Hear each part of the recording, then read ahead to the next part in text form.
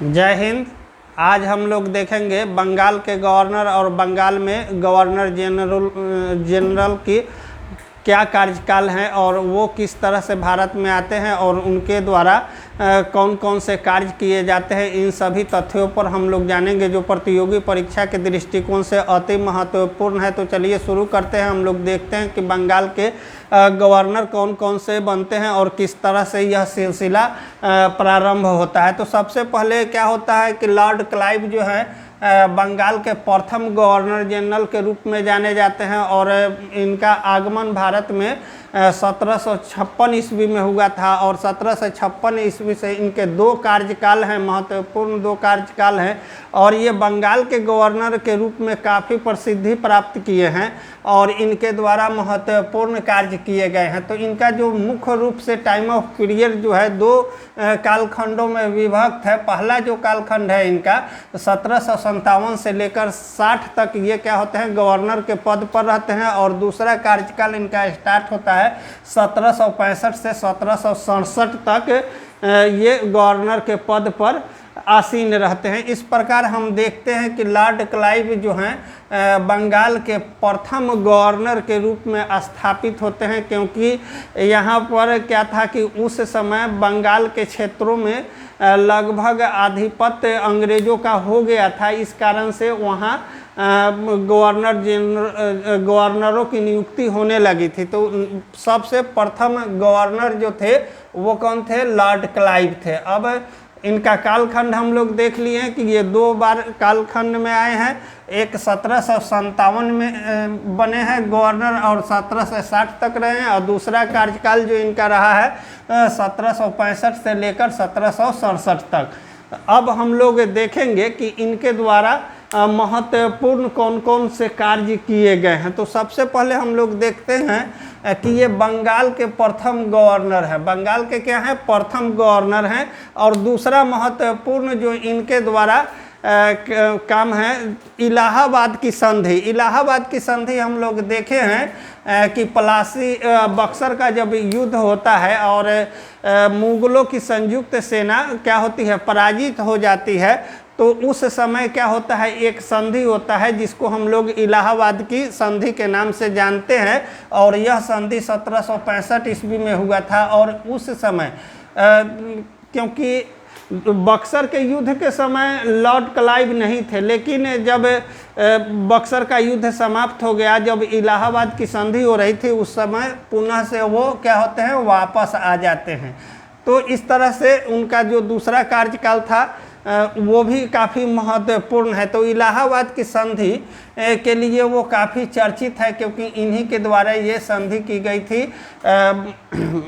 क्या है, मुग़ल बादशाह शाह आलम और दूसरा है अवध के जो नवाब थे सिराजुद्दौला, उनके बीच में ये संधि हुआ था, जिसको हम लोग इलाहाबाद के संधि के नाम से जानते हैं। इनके काल में इनका जो समय अवधि था, उसी समय क्या हुआ था, श्वेत विद्रोह हुआ था। श्वेत विद्रोह जो है मुख्य रूप से श्वेत विद्रोह का संबंध जो है दोहरा भत्ता से। इन्होंने क्या किया था, गवर्नर के रूप में जब बंगाल में ये आए थे तो क्या किए थे कि दोहरा भत्ता जो सैनिकों को दिया जा रहा था, ब्रिटिश सैनिक ही हुआ करते थे, उनको दोहरी भत्ता मिलता था। लेकिन जब क्लाइव गवर्नर के रूप में आते हैं बंगाल के, तो उस समय क्या करते हैं कि उस भत्ता को बंद कर देते हैं। और जैसे ही भत्ता को बंद करते हैं तो अंग्रेजी सैनिकों के द्वारा ही क्या किया गया था कि विद्रोह किया गया था सरकार के, ब्रिटिशों के गवर्नर के प्रति। तो उस विद्रोह को हम लोग श्वेत विद्रोह के नाम से जानते हैं। तो ये भी काफ़ी महत्वपूर्ण है।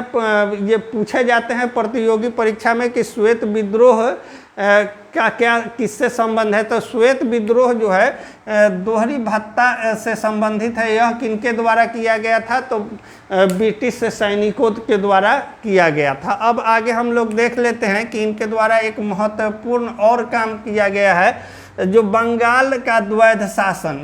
बंगाल में जो द्वैध शासन पद्धति थी तो उसका जो प्रतिपादन किए थे, द्वैध शासन जो लगाए थे वो लॉर्ड क्लाइव ही लगाए थे। और द्वैध शासन जो है इसमें मुख्य रूप से क्या होता है कि कार्य क्षेत्र, जो कार्य क्षेत्र था वो राजा के हिस्से में डाला गया, और जो अर्थ का क्षेत्र था जहाँ से धनार्जन किए जाते थे वो क्षेत्र कंपनी अपने हाथों में रख ली।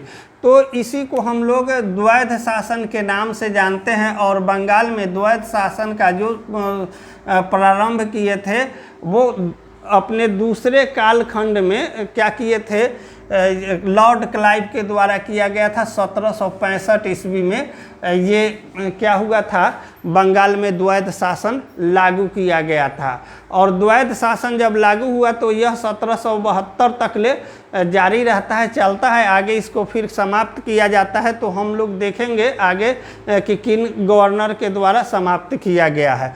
अब दूसरा, जब क्लाइव चले जाते हैं, ये उनका कार्यकाल जब समाप्त होता है, ये 3-4 महत्वपूर्ण जो बिंदु हैं जो क्लाइव से संबंधित है, जो प्रतियोगी परीक्षा में पूछे जाते हैं। उसके बाद दूसरे गवर्नर जो बंगाल के बनकर आते हैं, हॉलवेल आते हैं। हॉलवेल 1760 में गवर्नर बनते हैं, और 1760 में जब ये गवर्नर बनते हैं तो इनसे एक अति महत्वपूर्ण प्रश्न जुड़ा हुआ है। ब्लैक होल की घटना जो 1757 ईस्वी में क्या होता है, प्लासी के युद्ध के समय होता है, उस युद्ध के पहले होता है। उसी घटना का चर्चा ब्लैक होल ने 20 जून 1956 को यह घटना घटी थी, और इसका चर्चा सर्वप्रथम हॉलवेल ने ही किया था। तो ये अति महत्वपूर्ण है, ये पूछ दिए जाते हैं प्रश्न कि ब्लैक होल की घटना की चर्चा किसने किया है, तो हॉलवेल ने किया है। अब इनसे बहुत ज़्यादा प्रश्न बनता नहीं है।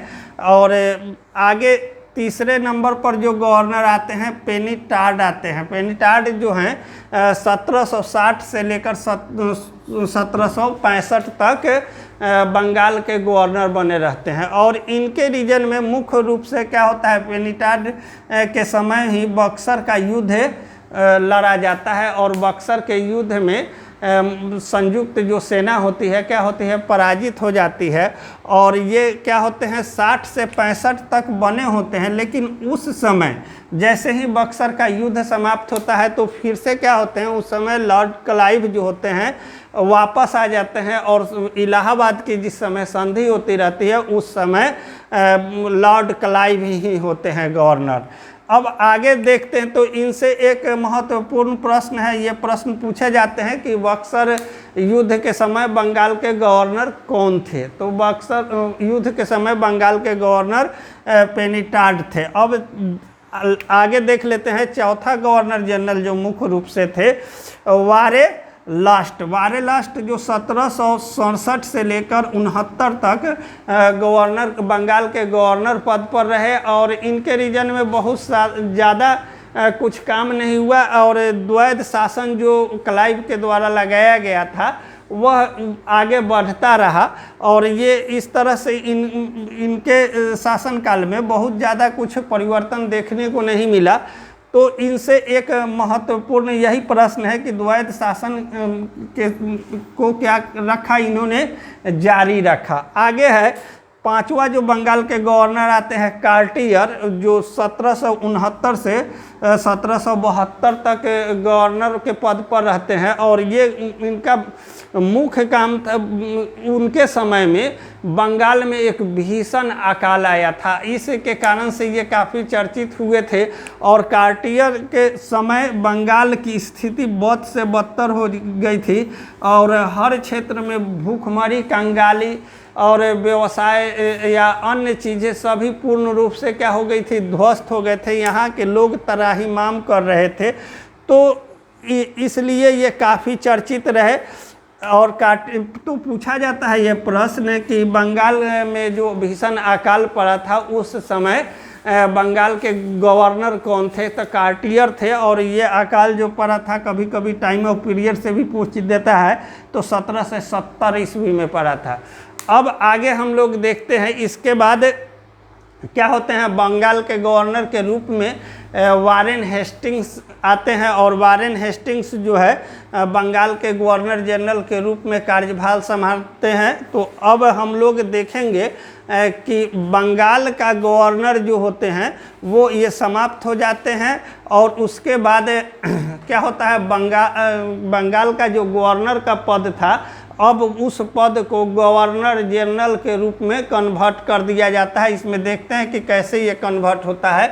तो अब देख लेते हैं हम लोग कि बंगाल के गवर्नर जनरल, तो गवर्नर जनरल जो हैं मुख्य रूप से बंगाल में प्रथम गवर्नर जनरल जो हैं वो वारेन हेस्टिंग्स है। वारेन हेस्टिंग्स हैं जिनका कार्यकाल जो है 1772 से लेकर 1785 तक का कार्यकाल है।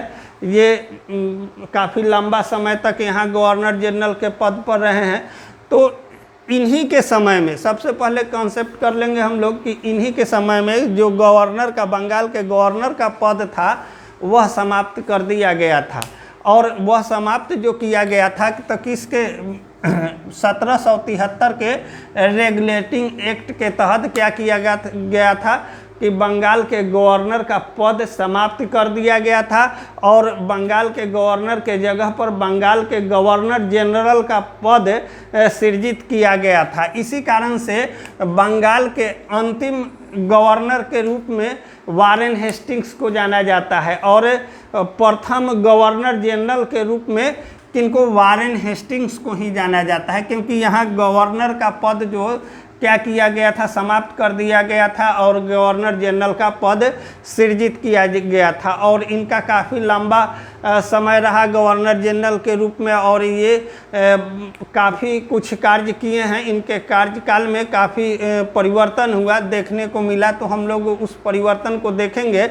यहाँ से काफ़ी प्रश्न पूछे जाते हैं। तो सबसे पहले हम लोग देखते हैं कि बंगाल के प्रथम गवर्नर जनरल कौन है, तो ये भी प्रश्न पूछे जाते हैं। तो वारेन हेस्टिंग्स को इनका कार्यकाल कब से कब है, 1772 से लेकर 1785 तक का कार्यकाल है।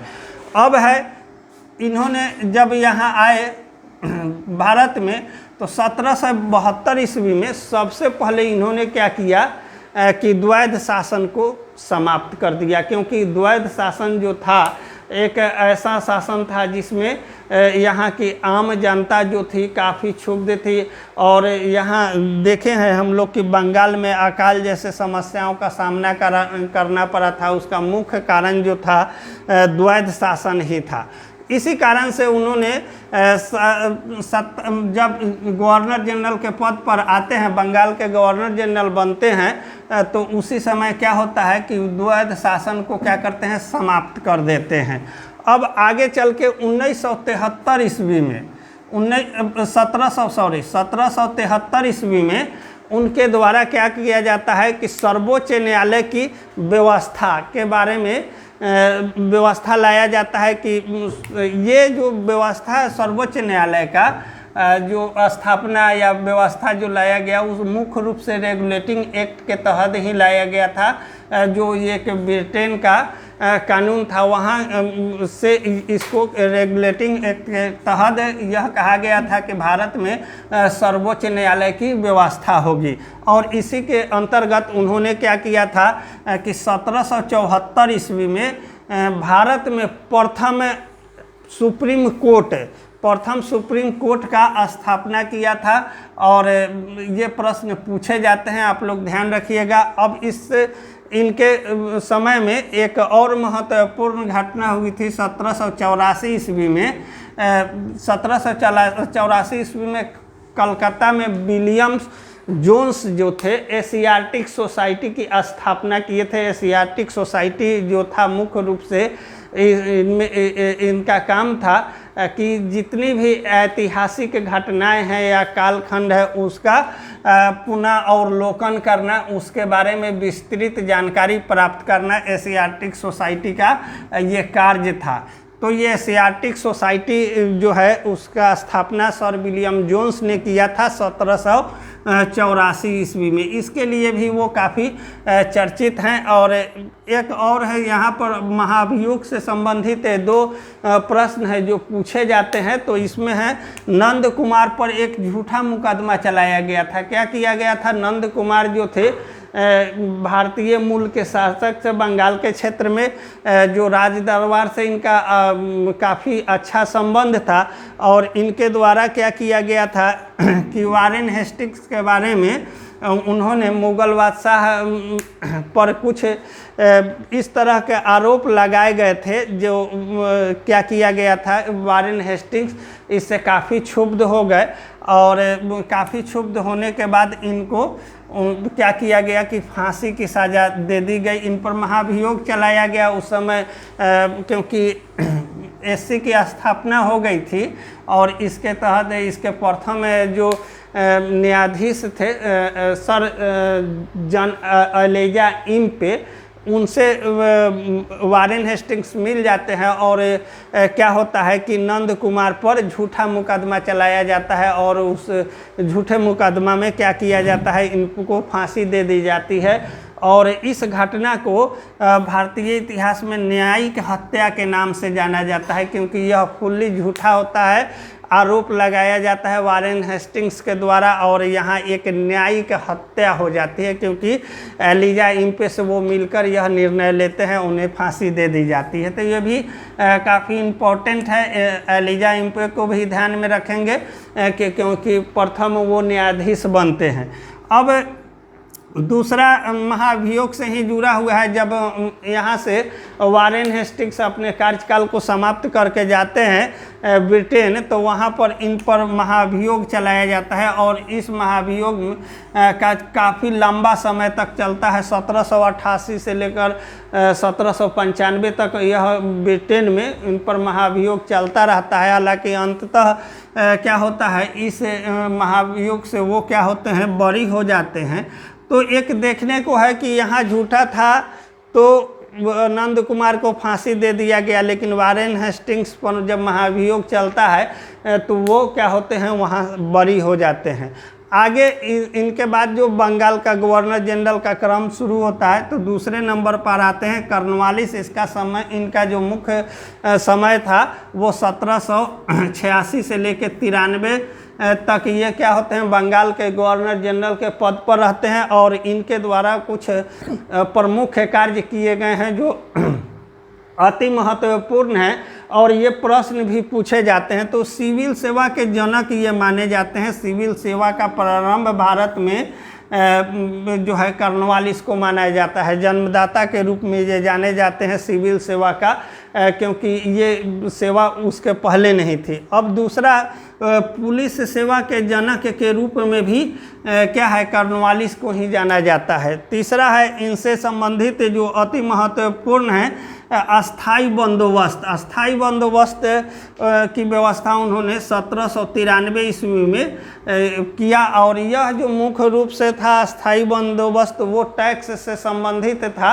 कि जो अस्थाई बंदोबस्त में जो कुछ ज़मीन से संबंधित, किसानों से संबंधित टैक्स जो लेने का क्रम था उसी से रिलेटेड ये अस्थाई बंदोबस्त था। तो इसके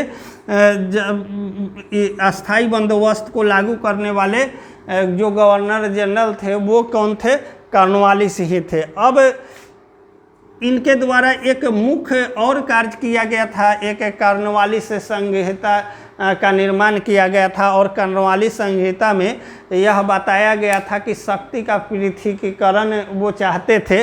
और शक्ति का पृथकीकरण किस रूप में, एक न्याय एवं प्रशासन के रूप में, क्योंकि इसके पहले देखा गया है कि शक्ति का बागडोर जो है पूर्ण रूप से क्या होता है कि जो बंगाल के गवर्नर जनरल होते हैं उन्हीं के पास में रहता है। तो ये चाहते थे कॉर्नवालिस की जो गवर्नर जनरल की शक्ति हो वह उसको पृथकीकरण किया जाए, अलग अलग किया जाए, न्याय का अलग और प्रशासन का अलग। इसीलिए इसके लिए भी उन्होंने कॉर्नवालिस संहिता में ही लिखा था।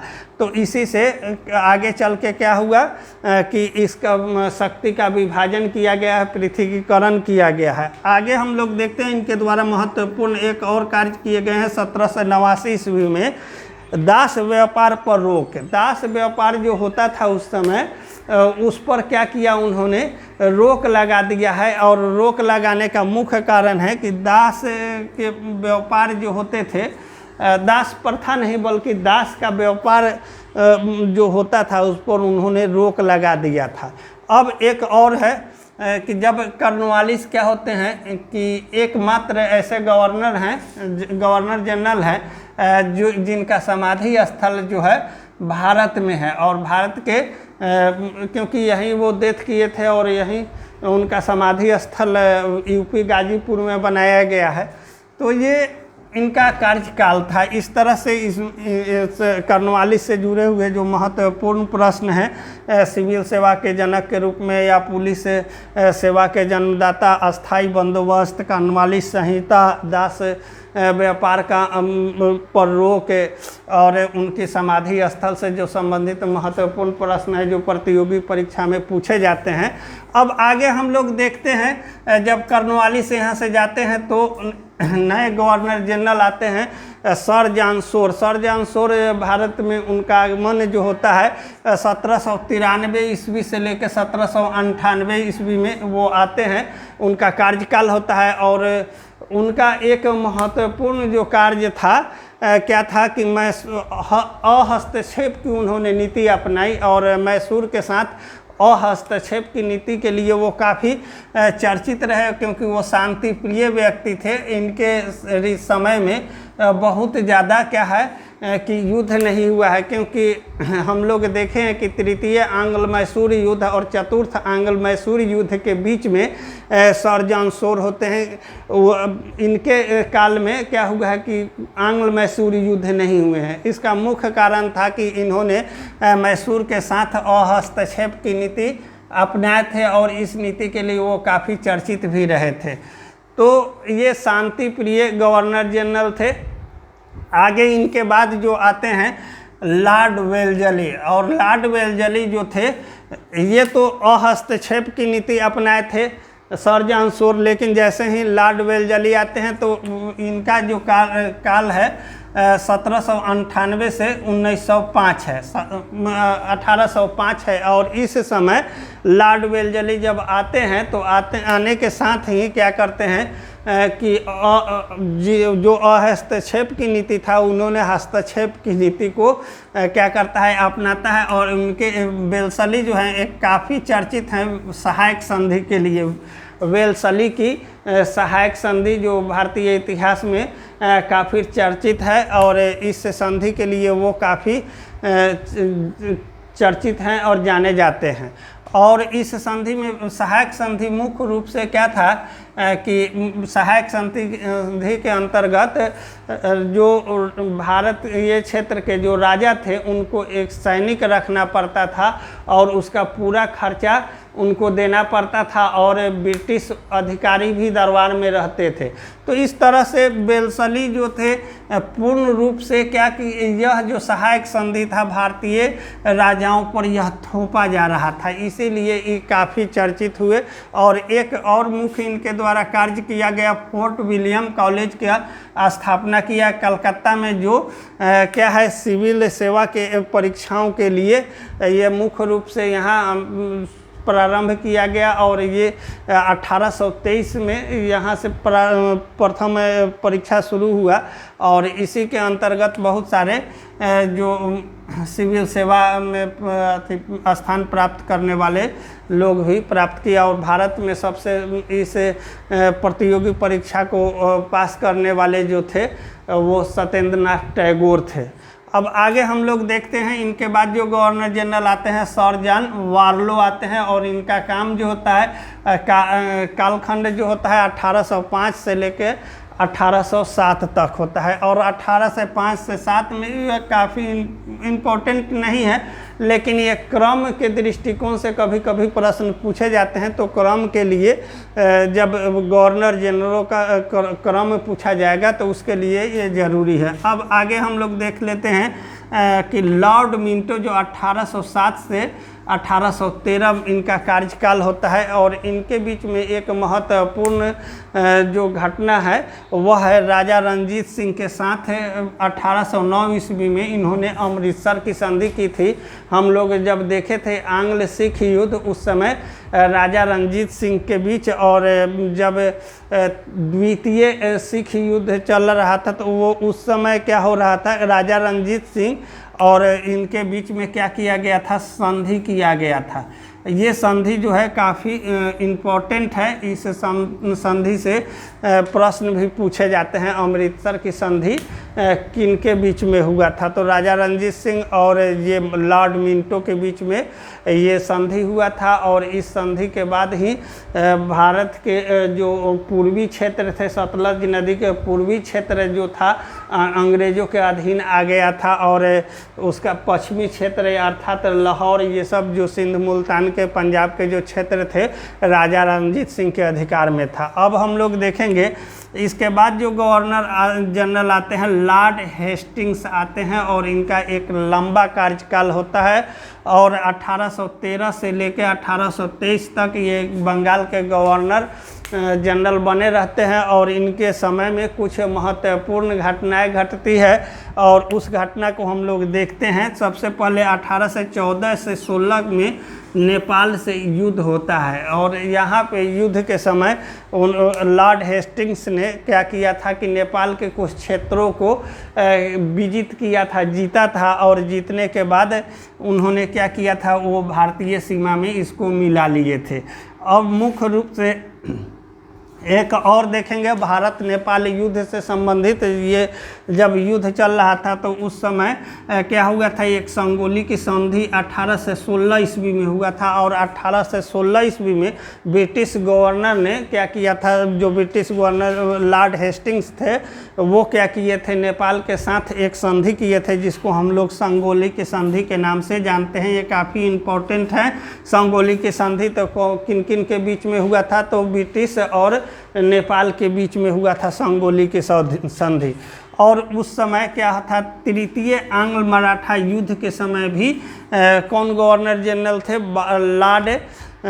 लॉर्ड हेस्टिंग्स ही गवर्नर जनरल थे। हम लोग देखे थे कि जब तृतीय आंग्ल मराठा युद्ध चल रहा था उस समय 1718 में, तो उस समय क्या था कि तृतीय आंग्ल मराठा युद्ध के समय पेशवा का पद क्या किया गया था, समाप्त कर दिया गया था, और पेशवा के पद के समाप्त करने के बाद जो शिवाजी के वंशज थे उनको पुनः सत्ता सौंप दी गई थी।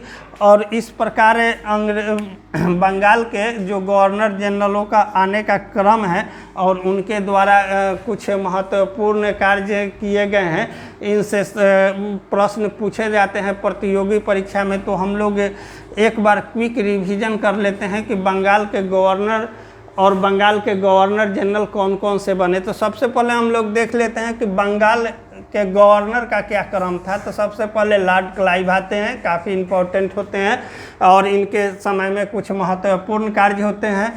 दूसरा होते हैं हॉलवेल, इनके समय एक घटना घटती है ब्लैक होल की। और तीसरे जो पेनिटार्ड होते हैं, इनके समय में मुख्य रूप से कोई ऐसे जो घटना घटता है वो बक्सर का युद्ध होता है और ये काफ़ी इम्पोर्टेंट भी हैं। और वारे लास्ट आते हैं, इनके समय में क्या होता है, द्वार शासन को जिस तरह से क्लाइव लगा के गए थे उसी तरह से ये चलता रहता है। काटियार आते हैं और इनके समय में बंगाल में भीषण अकाल पड़ती है। उसके बाद बंगाल के गवर्नर जनरलों की सिलसिला प्रारंभ होता है और इस क्रम में वारेन हेस्टिंग्स आते हैं, दूसरे कॉर्नवालिस आते हैं, तीसरे क्या आते हैं यहाँ सर जॉन शोर आते हैं, चौथा लॉर्ड वेल्जली आते हैं जो वेल्जली की सहायक संधि के लिए प्रसिद्ध होते हैं। उसके बाद सर जॉन वार्लो आते हैं, लॉर्ड मिंटो आते हैं जो राजा रणजीत सिंह से संधि होता है। उसके बाद लॉर्ड हेस्टिंग आते हैं और इनके द्वारा पिंडारियों का दमन किया जाता है। पिंडारी जो थे मराठा क्षेत्र में उपद्रव मचाने वाले क्या थे, लुटेरे थे। अब संगोली की संधि होती है और तृतीय आंग्ल मराठा युद्ध के लिए ये काफ़ी इम्पोर्टेंट है, प्रसिद्ध हैं। इस प्रकार जो गवर्नर और गवर्नर जनरलों का जो बंगाल में क्रम था, जो आने का सिलसिला था, उससे महत्वपूर्ण प्रश्न जो पूछे जाते हैं उन सभी चीज़ों को हम लोग देखे जाने। और नेक्स्ट वीडियो में हम लोग मिलते हैं, तब तक के लिए जय हिंद।